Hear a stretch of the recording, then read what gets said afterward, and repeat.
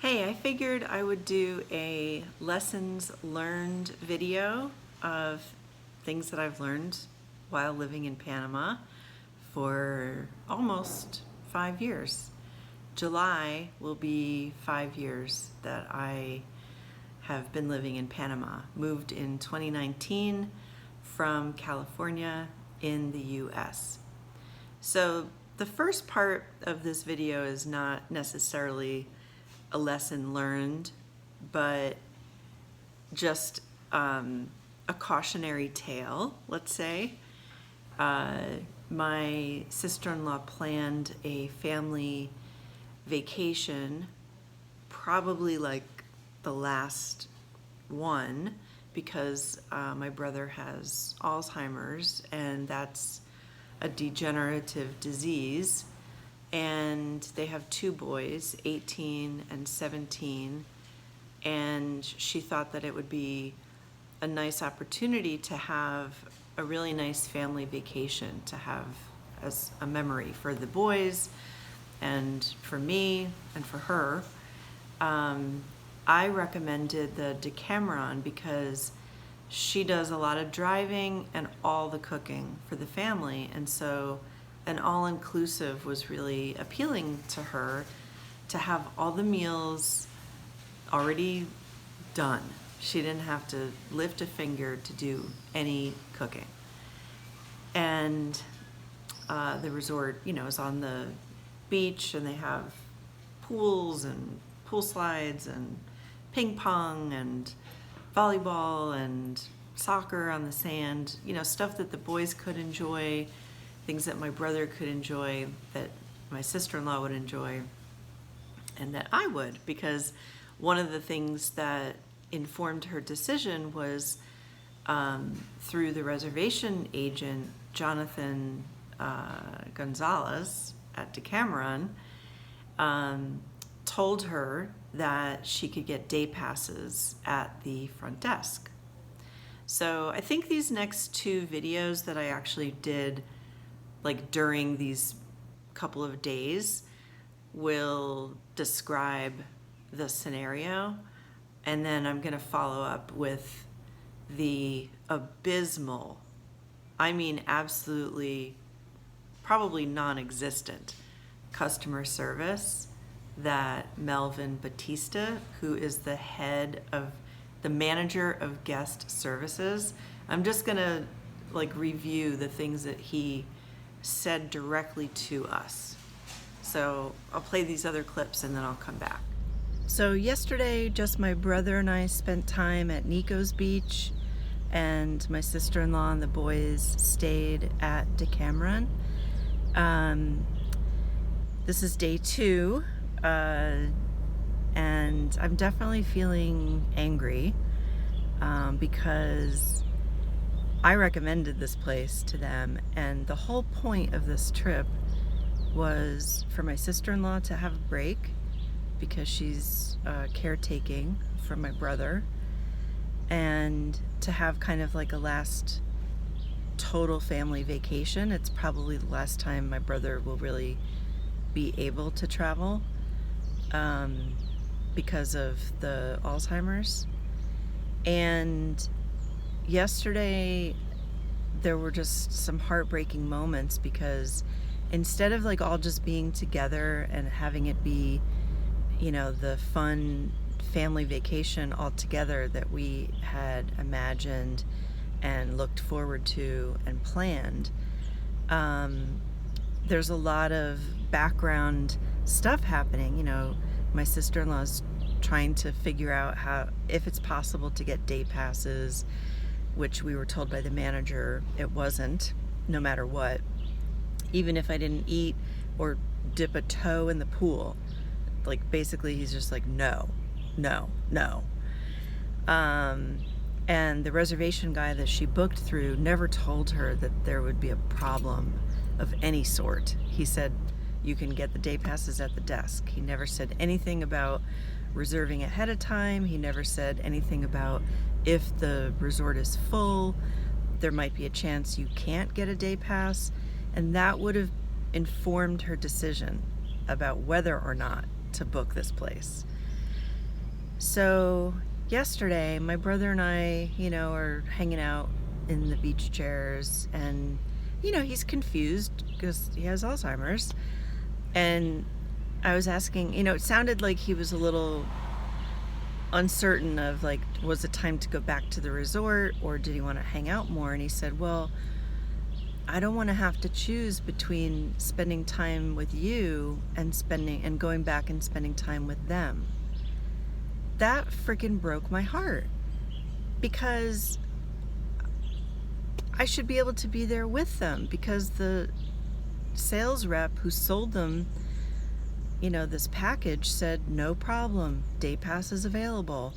And that's what we all kind of banked on and planned on. So I'm angry that there's this overshadowing, and I'm trying not to let it, affect like our time together. But my sister-in-law really needed a break of not planning and managing and figuring stuff out. That's what she does 24/7 with 2 kids and my brother.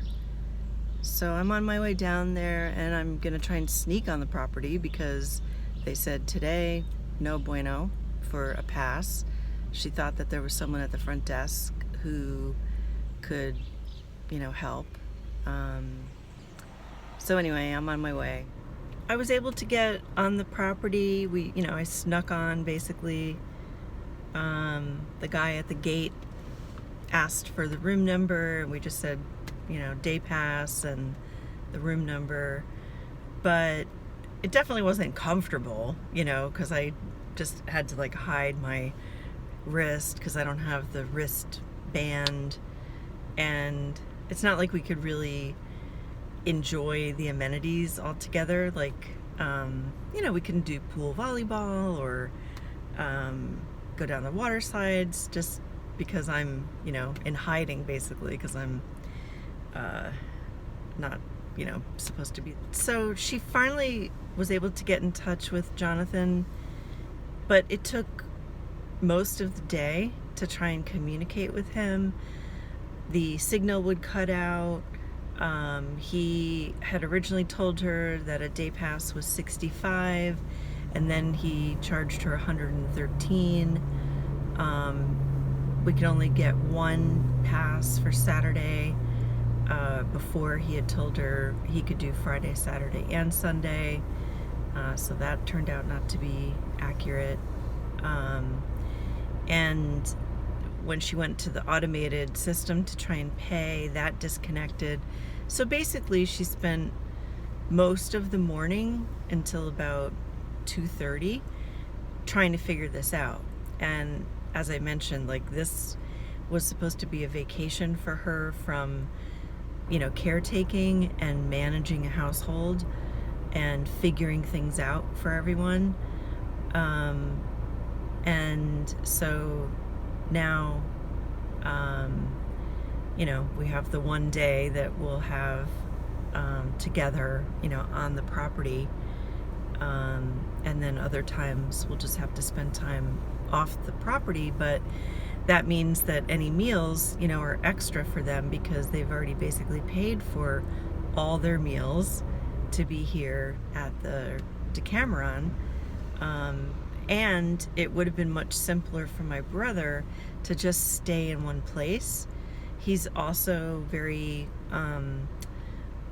agitated and flustered about what's going on, because he knows that his wife is upset about the logistics of trying to get this plan, and so that affects him. So basically the past 2 days have really not been what we had expected, and not been what we'd really been looking forward to. So my letters are forming in my mind for Jonathan and Melvin and anyone who's on the board of directors for Decameron, because you just never know why people are coming for a vacation. My family was not coming to sit at the bar and just get toasted. this was an important family vacation that, because of a lack of information on Jonathan's part, not being clear, not being forthcoming, that just kind of had a really big impact on the trip that we had all anticipated. The plan was for me to be able to go visit with them, spend time, and then give my sister-in-law a bit of a break at times, where I could just hang out with my brother. The boys are old enough to be kind of self-sufficient, but to be in one location, was really important. So I showed up on Tuesday morning. We met at lobby 2. I stood in line. I spoke with the woman behind the desk about the guest pass, and she said, "Oh, no, did you reserve one?" And we said no. And my sister-in-law came up, and she's exhausted. First of all, they didn't have their rooms ready when they checked in after midnight, after flying 5.5 hours. So she's tired. They're all hot because they're acclimating to the weather. So I'm trying to handle it, but she was interjecting that she was told by the reservation agent that they can just get them at the front desk. And so the woman is just saying, no, we're busy, we're too busy, we can't do that. So I asked to speak with a manager. So after a little while, Melvin Batista came, and I explained to him that the situation, that she was told that she could get guest passes, and that we'd like to just start our visiting time. They hadn't even been able to check into their rooms. They really want to start their vacation. And he said, the first thing he said was, "We don't have the wristbands for day passes." And I said, "Well, why, we could make one, right? Maybe you could just make one, hand write it. There has to be, some way to do that." No, we're full. We have overflow from other hotels. We can't do any day passes. We're overbooked. And I said, well, these all sound like things that are issues pertaining to the hotel. They don't sound like things that a customer is concerned about. I'm not concerned about the overbooking of the hotel. That sounds like a management issue. What I'm concerned about is the misinformation that my sister-in-law was given, and we need to find a solution for that. And then he just, went on to tell more stories about the problems at the hotel, and that they're not even going to be delivering the wristbands, and just more like stuff that as a guest and a customer you don't care about, right? You want to hear, what you want to hear? You want to hear someone say, "We are so sorry that your family wasn't able to check into their room. They must be tired, and you must all want to spend time together. So, wait right here, and I'm going to take care of this, and in 15 minutes, we'll resolve this issue for you today, and I'll work on a solution for the rest of the time that your, family is vacationing here." That would have been awesome to hear. So that day, was the day that my brother and I just ended up, hanging out together at a different location. Then I sent an email through the Decameron website, because they have a section for, comments and complaints. It's a form that you have to fill out. The form doesn't work correctly, of course. But I got a response email, an automated email, but it had a person's name on it, so I responded back to that person and just, explained the story in detail, and haven't heard back anything. Anyway, so we have the 1-day pass for tomorrow. And then probably on Sunday, I'll just go hang out at Nico's Beach, which is just walking distance away from Decameron. And then, we can hang out there. And then whenever they want to eat or swim, they'll just go back to the resort. But it's very clear that there's really no customer service training or customer service, like they're not guest focused at all. Also, my sister-in-law said it took 45 minutes one day to try to make a dinner reservation unsuccessfully.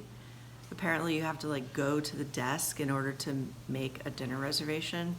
The other thing that's been kind of a pain in the butt is that the internet doesn't really work throughout the whole property. So it's been really hard for her to communicate with the boys to make plans. So that's been, frustrating.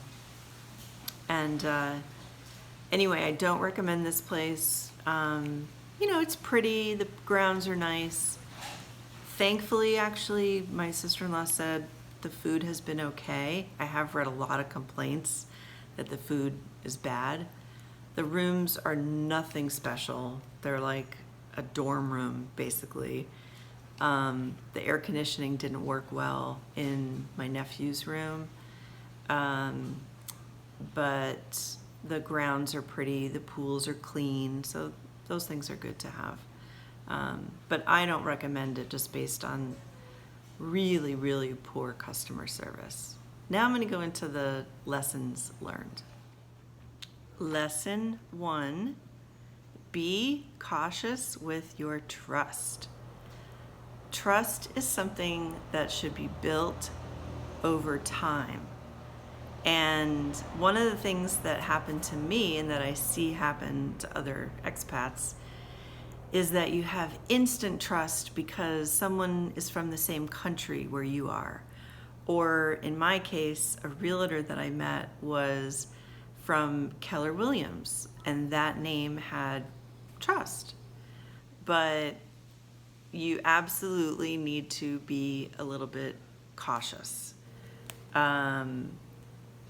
I had asked in different expat groups about this realtor, his name, and nobody really responded, right? Which I thought was kind of odd. But what I learned after living here is that the expat communities are small and everyone's afraid of getting sued for libel, right?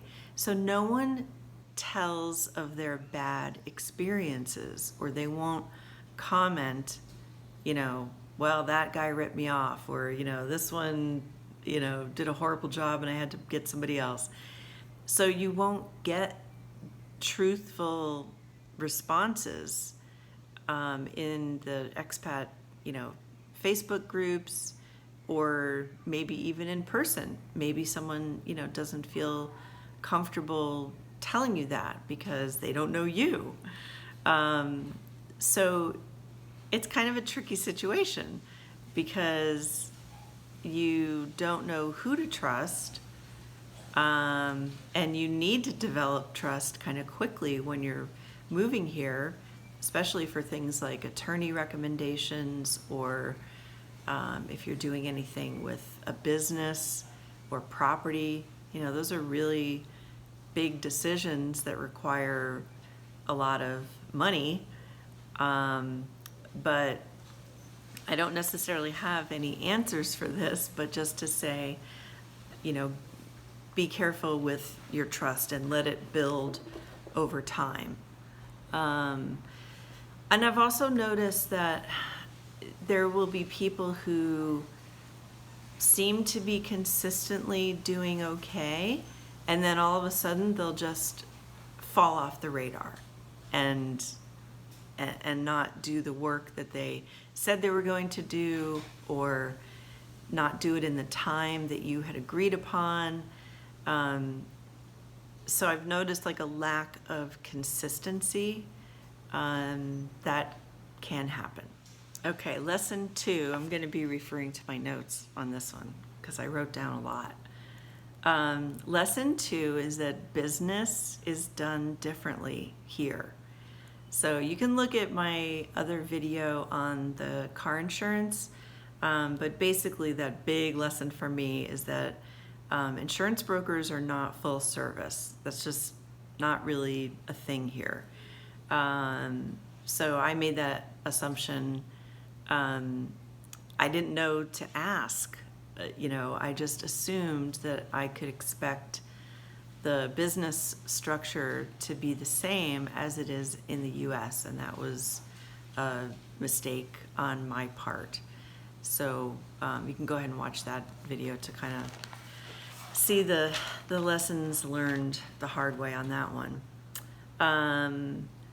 So the other one is, while I've found like some service to be very helpful, actually, like at Do It Center, Panafoto, Novi, I find the customer service to be great at these stores. The people are friendly. They'll hand you a basket if they see that your arms are full. But where things kind of slip is if you want to make a return or if you want to use the warranty service. So making a return can be a big struggle. So if you have an item that is more than $50, ask as you're checking out what the return policy is, because I've known people to not be able to return something. Sometimes you'll also see stores open up the item and test it before you take it. So just a word of caution there. And with warranties, so I made the mistake of ordering my refrigerators and washer dryers ahead of time, like for the casita and for my house. I ordered them like a few months ahead because I didn't know how long delivery would take. I've also heard that that could be a little bit of a nightmare scenario. So the delivery was fine, everything came, but then when I unpacked the washer dryer for the casita, the dryer handle came off, and so the door wouldn't open. And it took 6 to 8 weeks to resolve. And it was incredibly frustrating to try and communicate with the sales rep, because I'd communicate with her and then I'd give like 3 days. I didn't want to nag her, thinking that, she's working on it, give her the time. And so then after 3 days, I would message her again, and it was almost like she had amnesia. Like, what? Who is this? What are you talking about? You need to send a picture of the receipt, and what is your name, and the cedula. And I was like, scroll back. It's all there. Oh, I erased all the messages. So I would just stay on top of it daily, right? Just checking in, because it should not have taken that long to get that resolved. Okay, another lesson about, doing business differently here. Don't give money to a contractor ahead of time to buy materials. Have a tab, set up at one of the ferreterias in your name. You can authorize someone if you want to, if you have built that trust with them, for them to order things. So for my house construction, I trusted Tony, therefore I trusted Hermes. Hermes was, able to order the materials needed from the local ferreteria, and then Tony and I would review them. And because I was on site most of the time, I would recall things that were ordered, things that were delivered, so I felt comfortable with that system. But I have friends who gave like over $2,000 to someone who was highly recommended through a friend for something to be made, and the guy has gone ghosting on them. He's just not done the work. He hasn't bought the materials as far as they know, and he won't return the money. Those stories are kind of common. Oh, so I've also had like this experience with my stairs. So originally, I had given money to this guy who turns out, he likes to drink a lot. And he delivered a very um, poor product, and I had to get the stairs redone somewhere else. The wood, I had to get it like retreated and redone because the original guy just did such a bad job. But I'd only given him $100 up front, and so I paid him a balance, but I didn't pay him the full balance. I deducted $100 because I was going to have to go and get the stairs redone somewhere else. That turned out to be okay. The guy that I found to do my epoxy resin countertop, he had high ratings. I couldn't find anybody local. And I needed someone, to come to the house and do it. And this guy was in La Chorrera, said he would come and, do it. Anyway, he was mostly good, except he didn't know how to do a overflow edge. So the edge that I had on my counter, it has trim, wood trim. So he really kind of messed things up, and I'm still trying to figure out how to fix it.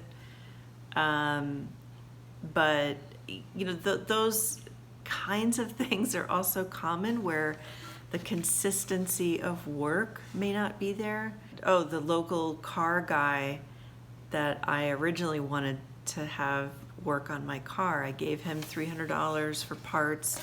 He came highly recommended. I trusted him. I gave him money for the parts, and then he kind of disappeared a little bit, but we had roadblocks, and so I figured, all right, he can't get the parts from the city. Then I started hearing some pretty bad stories about him, so I really got on him, trying to either give me the parts or give me the money. And it took a couple weeks, but I did get my money back in 2 payment sessions, I guess. So that was another time where someone was highly recommended. Then also I heard horror stories about him. So it's challenging. It's really challenging to know who to trust, and if you can, give your money to people. Another lesson is that the cops will pull people over and ask, for a bribe. Like they might threaten that they're going to give you a really expensive ticket, but you could pay it now for, a fraction of the cost. Don't pay the bribes. That only encourages them, and it will create more of a problem for more people. They're not going to strong arm you. They just get a little bravado, but they're not going to, assault you. They're not going to beat you. I think it's probably just like a little challenge for them, but don't do it. Just say you don't have cash. Write me the ticket. Most tickets are $50. It's easy to speed here, so use Waze. That will alert you to when there are cops on the road. But please don't pay the bribes. So things are different, like opening a bank account, something that's kind of simple, maybe in your home country. It's not so simple here. And you can't just open an account. In Panama, you have to be introduced to the bank. And you have to have a ton of paperwork to get that done. There might be some workarounds on this, but in general, that's the way that I've experienced things. Also, it can be a challenge to pay your bills. The Naturgy app for electricity, I've never been able to get it to work. And I'm supposed to be able to pay the electric bill through my bank, for utilities. I still haven't been able to figure out how to do that. So some of these things can be challenging, and also to finish to complete service. Oh my gosh, like to complete service at an apartment where the renter insisted that the bill be in my name, when I then moved and had to change it out of my name, it took like 9 months to get my deposit back from the electric company. There's no DocuSign. They don't use like electronic signature, so everything has to be, hand signed, hand stamped, hand sealed, hand delivered. So that adds time, sometimes frustration to things that you're doing. The convenience really isn't there. Auto mechanics don't have all the parts in the shop. You have to go collect the parts and then bring them to the shop in general. For simple things like oil changes, maybe fan belts, maybe if it's a big shop, maybe they have it, but that was something new. Hadn't experienced that before in the US. And also don't pay with hundreds and fifties, especially in small towns. Paying with 100 is like a national event. They will send out a parade. You'll have your picture taken, you have to sign documents, they make a copy of your cedula and your passport and the money, and then you have to sign the paper. It's kind of comical. So 20s, and even then sometimes 20s are too much if you're, in a small town. In the city, of course, I think you can pay with hundreds and fifties, but maybe somebody watching knows about that in the city, and maybe it is different. I don't know. All right, I'm gonna stop here and then go on to the next. Okay, lesson 3 is patience, persistence, and open-mindedness. You just have to be patient when you're moving to a foreign country. Things are done differently. They can be done maybe inefficiently, more slowly, in ways that we think don't make sense, but that's the way they happen here. And that patience is going to go a long way, because if you can't adapt, you're just going to be miserable all the time.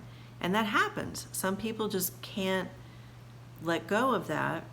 So, I have a sticking point on timeliness. I really want people to show up when they're going to show up on time. Thankfully, I haven't had too many issues with that. In the beginning, I did with a lawyer who was supposed to be helping my lawyer. Like, I was supposed to meet him in the city at the immigration office, which is like a 2-hour drive. First of all, my attorney didn't even go with me.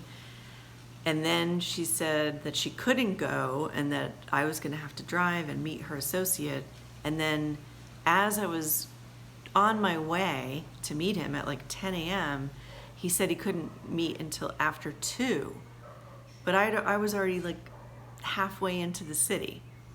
So I didn't like that. The persistence part, yeah, you just have to kind of be on top of people, maybe just in a friendly way, right? Confirming, reconfirming, checking in, especially if it's, something you've ordered or something you're waiting to be remedied, or a worker who you're waiting to, show up. You might have said like, okay, see you next week, thinking that they'll put it in their calendar. I have it in my calendar. Well, they may not. So you have to make sure that you just keep on top of the communication. Be proactive. And it's just better to be proactive and forward thinking rather than assuming that, they remember that they said they were going to, call at a certain time or show up at a certain date. The open-mindedness, yeah, you need a lot of open-mindedness because things are different. One thing I think myself and many people have a hard time with is all the trash that's all over the place.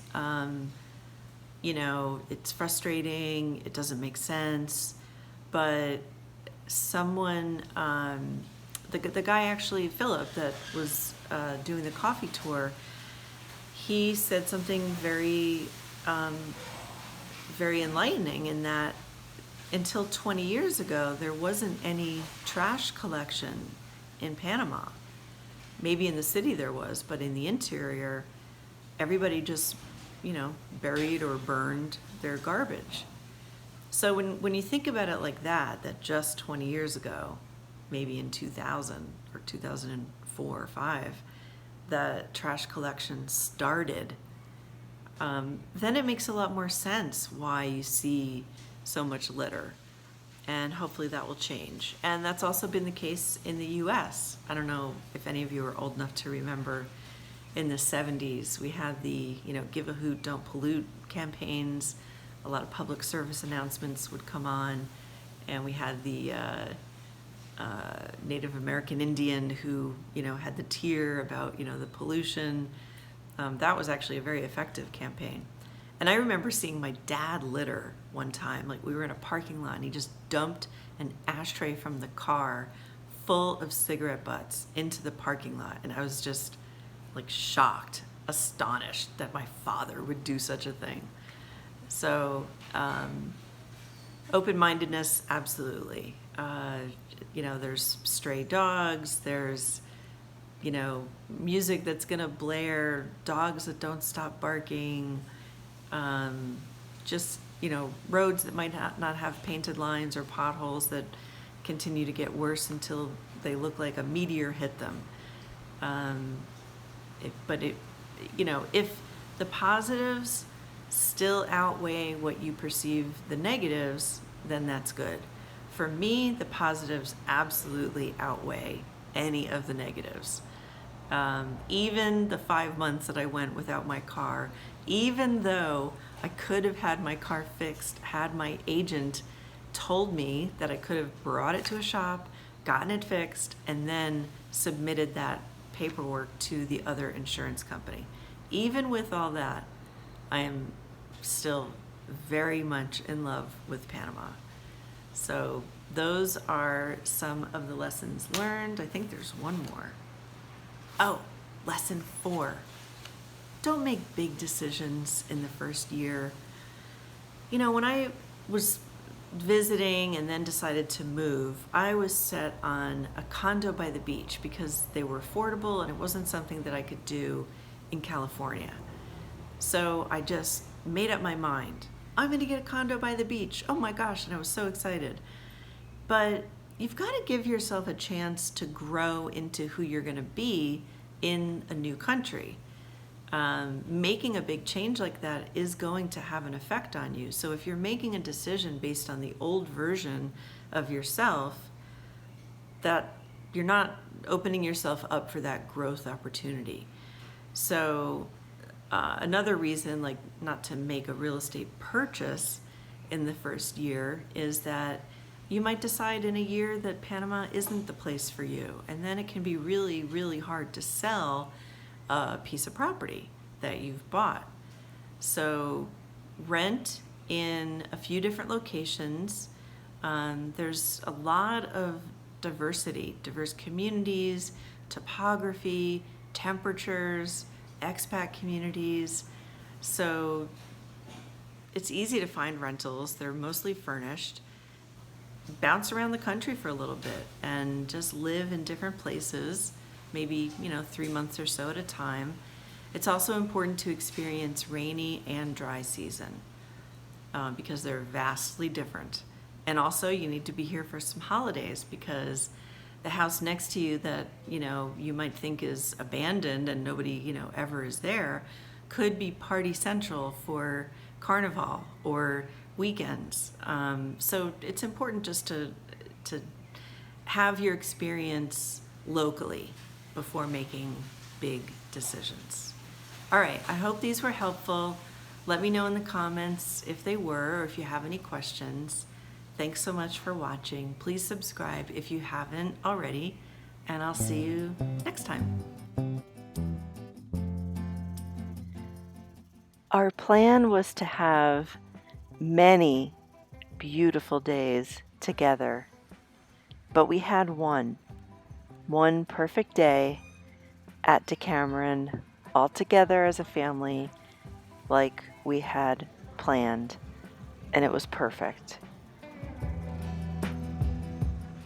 It was such a relief to see that my sister-in-law was able to relax and overcome the 2 days of stress of trying to figure things out with those day passes.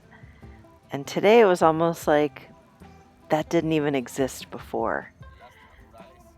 Maybe today was so special because it was only this one day. I don't know. Sometimes things are like that, where if you have too much of something, you might not really see how special it is while it's happening. And we just couldn't have asked for a more perfect day together. My brother and I played pool volleyball, and we went on this crazy slide, the water slide. If you ever go to Decameron, wow, this thing is frighteningly fun. My nephew went on it twice. And then I came back to my garden to water and say goodnight to all the plants and birds.